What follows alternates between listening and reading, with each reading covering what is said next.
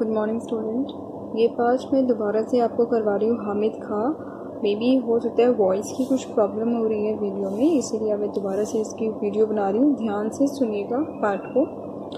हामिद खां, ये एक ऐसी कहानी है हामिद खां की जिसमें हिंदू और मुसलमान दोनों की एकता की बात की गई है कि किस प्रकार से हिंदू और मुसलमान जो दो अलग अलग जातियां हैं उनको किस प्रकार से लेखक ने एक रूपता में दिखाया है।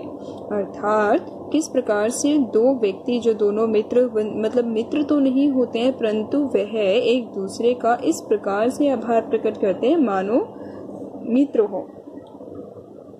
तो बात करते हैं यहाँ पे। ये कहानी जो मुख्य रूप से है ये मलयालम भाषा में है और आपकी हिंदी की बुक में ये अनुवादित रूप में लगी गई है, अर्थात इसका अनुवाद किया गया है। तो ये कहानी मूल रूप से मलयालम भाषा में रचित है, इसे हिंदी में अनुदित किया गया है।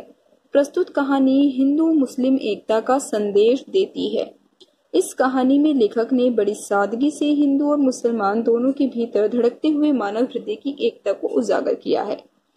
लेखक की धर्मनिरपेक्ष मानवीय भावना तक्षशिला पाकिस्तान निवासी हामिद खां के हृदय को स्पर्श करती है। दोनों में परस्पर सौहार्दपूर्ण आत्मीय संबंध स्थापित हो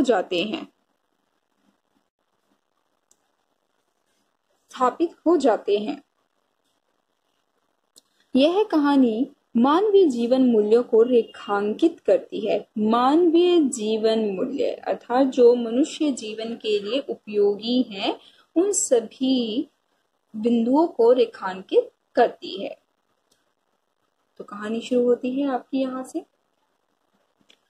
तक्षशिला जो कि कहाँ है, पाकिस्तान में आगजनी, आग की खबर सुनी। आग लगने की जो खबर है, आगजनी था आग लगने की जो प्रक्रिया है। आगजनी, तक्षशिला में आगजनी। समाचार पत्र की यह खबर पढ़कर ही मुझे हामिद खां याद हो आया। तब मैंने भगवान से विनती की, हे भगवान, मेरे हामिद खां की दुकान को इस आगजनी से बचा लेना। अभी 2 साल ही तो बीते हैं जब मैं तक्षशिला के पुराने खंडर देखने गया था। एक और कड़कड़ाती धूप, दूसरी ओर भूख प्यास के मारे मेरा बुरा हाल हो रहा था। रेलवे स्टेशन से करीब 1 किलोमीटर की दूरी पर बसे एक गांव की ओर निकल पड़ा। हस्तरेखाओं के समान फैली गलियों से तंग बाजार, मतलब ये जो हाथ की लकीरें हैं इसके समान पतली पतली गलियों की बात की है लेखक ने कि इतनी पतली गलियां और चारों तरफ सिर्फ गंदगी फैली हुई थी और उसमें तंग बाजार। जहां कहीं नजर पड़ी धुआं, मच्छर, गंदगी से भरी जगह ही दिखी। कहीं कहीं तो सड़े हुए चमड़े की बदबू ने स्वागत किया। लंबे कद के पठान अपनी सहज अलमस्त चाल में चलते हुए नजर आ रहे थे। चारों तरफ चक्कर लगा लिया, कहीं कोई होटल नजर नहीं आया। बाद में विचार आया कि इस गांव में होटल की जरूरत ही क्या होगी। अचानक एक दुकान नजर आई। वहां चपातियां सेकी जा रही थी। चपातियों की सौंधी महक से मेरे पांव अचानक उस दुकान की ओर मुड़ गए। अपने अनुभव से मैंने जान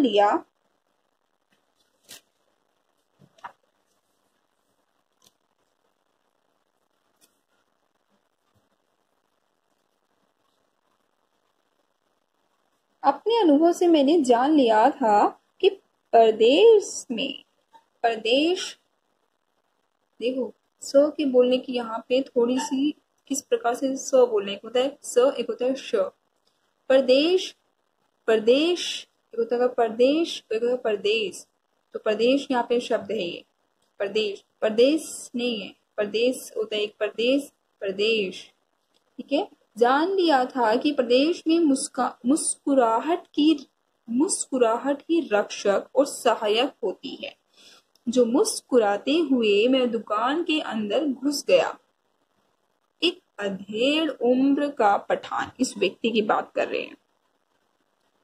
एक अधेड़ उम्र का पठान अंगीठी के पास सिर झुकाए चपातियां बना रहा था। मैंने ज्यों ही दुकान में प्रवेश किया, वह अपनी हथेली पर रखे आटे को छोड़कर मेरी ओर घूर घूर कर देखने लगा। मैं उसकी तरफ देखकर मुस्कुरा दिया। फिर भी उसके चेहरे के हाव भाव में कोई परिवर्तन नहीं हुआ। वह बेपरवाही के साथ तीखी नजर से मुझे निहारे जा रहा था। खाने को कुछ मिलेगा? मैंने धीमी आवाज में पूछा। चपाती और सालन है, वहां बैठ जाइए, उसने एक बेंच की ओर इशारा करते हुए कहा। मैं बेंच पर बैठकर रुमाल से हवा करने लगा। मैंने दुकान के भीतर झांक कर देखा। बेतरतीबे से लीपा हुआ आंगन, धूल से सनी दीवारें, एक कोने में खाट पड़ी थी जिस पर एक डड़ियल बुड्ढा गंदे तकिए पर कोहनी टेके हुए हुक्का पी रहा था। हुक्के की गुड़गुड़ाहट में उसने अपने आप को ही नहीं बल्कि सारी दुनिया को भुला रखा था। भाईजान, आप कहाँ के रहने वाले हैं? चपाती को अंगारों पर रखते हुए उस अधेड़ उम्र के पठान ने पूछा। मालाबार के, मैंने जवाब दिया। उसने यह नाम नहीं सुना था। आटे को हाथ में लेकर गोलाकार बनाते हुए पूछा, यह हिंदुस्तान में ही है ना?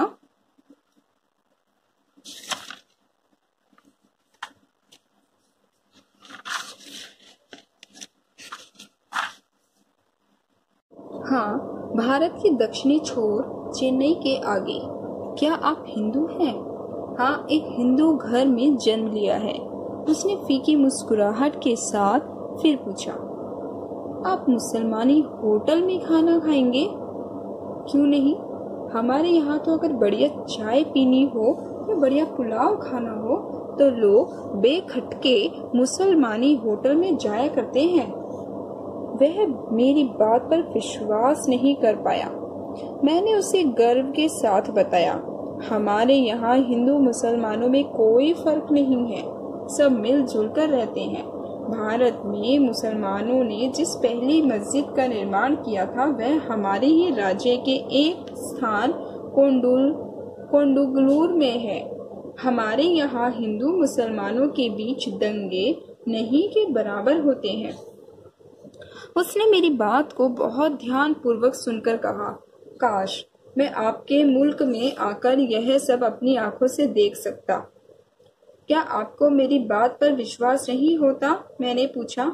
मुझे आपकी बात पर तो पूरा यकीन हो गया है, पर मैं इस पर ईमान नहीं कर सकता कि आप हिंदू हैं। क्या आपको मेरी बात पर विश्वास नहीं होता? मैंने पूछा। मुझे आपकी बात पर तो पूरा यकीन हो गया, पर मैं इस पर ईमान नहीं कर सकता कि आप हिंदू हैं, क्योंकि इतनी ज्यादा हिंदू मुसलमानों में आपसी मतभेद थे कि कोई भी किसी दूसरे के लिए ये सारी बातें नहीं कहता था। इसीलिए वह कह रहा है कि मैं इस बात पर ईमान नहीं कर सकता था, विश्वास नहीं कर सकता, क्योंकि यहाँ कोई भी हिंदू आपकी कही हुई बातों को इतने फक्र के साथ किसी मुसलमान से नहीं कह सकता। उसकी नजर में हम आतताइयों की औलाद, आतताई होते हैं जो एक तरीके से मतलब जो व्यक्ति सही नहीं है, यहाँ पे लिखा होगा आतताइयों का अर्थ हो गया दुष्ट, उपद्रवी, जो दुष्ट व्यक्ति है उनकी बात हो रही है कि उनकी नजर में हम आतताइयों की औलाद हैं। हमें इस हालत में अपनी आन के लिए लड़ना पड़ता है, यही हमारी नियति है। उसकी आवाज में सच्चाई कूट कूट कर भरी थी। आपका शुभ नाम? मैंने पूछा। हामिद खां। वो जो चारपाई पर बैठे हैं वो मेरे अब्बा जान हैं। अच्छा, आप 10 मिनट तक इंतजार कीजिए, सालन अभी पक रहा है। मैं इंतजार करने लगा। उसने बोला, कौन है? उसने नाम पूछा तो हामिद खां। वो जो चारपाई पर बैठे हैं वो मेरे अब्बा जान हैं। अरे ओ अब्दुल! हामिद खान ने जोर से आवाज लगाई। एक छोकरा दौड़ता हुआ आया जो आंगन में चटाई बिछाकर लाल मिर्च सुखा रहा था। हामिद ने पश्तो भाषा में उसे कुछ आदेश दिया। वह दुकान के पिछवाड़े की तरफ भागा। भाईजान, जालिमों की इस दुनिया में शैतान भी लुक छिपकर चलता है। किसी पर धोस जमा कर या मजबूर करके हम प्यार मोल नहीं ले सकते। आप ईमान से मोहब्बत के नाते मेरे होटल में खाना खाने आए हैं। ऐसी ईमानदारी और मोहब्बत का असर मेरे दिल में क्यों ना पड़े। अगर हिंदू और मुसलमान ईमान से आपस में मोहब्बत करते तो कितना अच्छा होता। धीमे स्वर में बोलते हुए वह अंगीठी से आखिरी चपाती उतार कर खड़ा हो गया।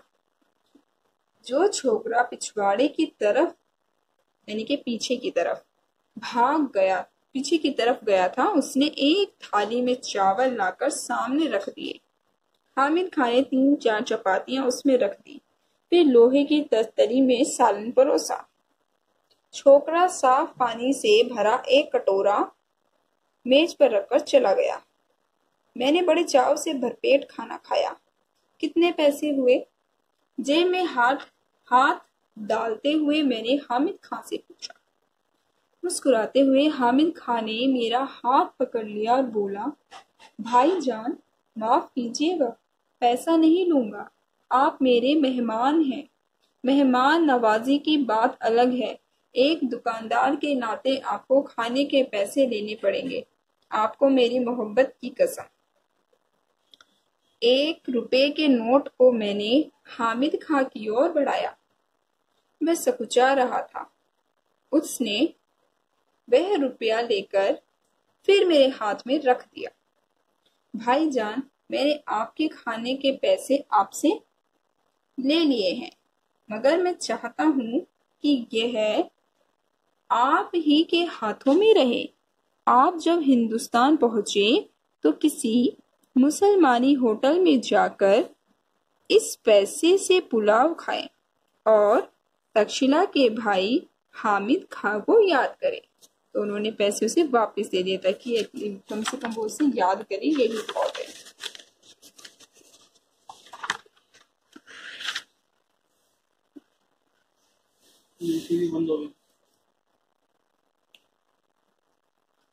वहां से लौटकर मैं तक्षशिला के खंडरों की तरफ चला गया।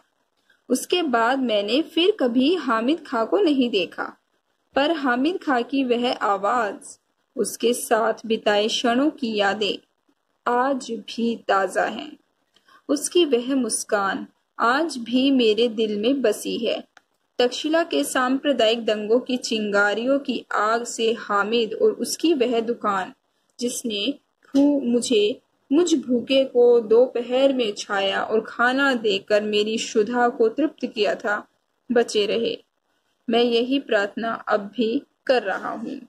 तो यह तो थी कहानी, लेकिन इस कहानी के माध्यम से जो बात कही गई है ये बहुत ही ज्यादा मुख्य है और समझने वाली है कि हिंदू मुस्लिम एकता को इस समाज में बनाए रखना बहुत जरूरी है, क्योंकि हिंदू मुसलमानों के जो दंगे हैं इनमें बिना किसी कारण के बेकसूर लोग बहुत बार मारे गए हैं। तो ये सांप्रदायिक दंगों को खत्म करने के लिए एक छोटी सी हिंदू और मुसलमानों की आपसी प्रेम की यह कहानी थी। अब आपको मैंने कहा था पहले कि शब्द भंडार से आपको ये शब्दार्थ करने हैं।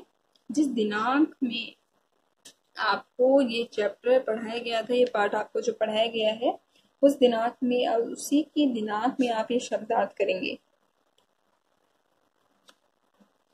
ये आगत शब्द जो है, आगत शब्द और ये वर्तनी विभिन्न, ये आप केवल पढ़ेंगे। ये पढ़ने के लिए कि कौन कौन से शब्द किस किस भाषा से आए हैं, ठीक है, अन्य भाषा से शब्द आए हुए हैं आपके हिंदी में। कौन से शब्द होते हैं जो अन्य भाषाओं से शब्द हमारे हिंदी भाषा में आते हैं, उन्हें बोलते हैं विदेशी। जो विदेशी शब्द होते हैं वो शब्द होते हैं जो अन्य भाषाओं से हिंदी भाषा में सम्मिलित हो जाते हैं, उन्हें हम विदेशी भाषा, उसे हम विदेशी शब्द कहते हैं। ठीक है, यहाँ लिखा है वर्तनी व भिन्न। वर्तनी जो बोलने में डिफरेंस, इनकी स्पेलिंग लिखने में, जिनके वर्तनी अर्थात जो लिखावट है, वर्तनी व भिन्न अर्थात जो लिखने में भिन्न होते हैं। खंडर और लिखिए खंडर, सौंधी सौंधी, बुड्ढा बुड्ढा, हिंदू हिंदू। इस प्रकार से प्रचलित वर्तनी है जो प्रचलन में है, परंतु जो मानक है वो ये है, यानी कि सही ये वाली आपकी मानक वाली। ठीक है, तो इस प्रकार से आगे इसके प्रश्न उत्तर हम अगली कक्षा में करेंगे।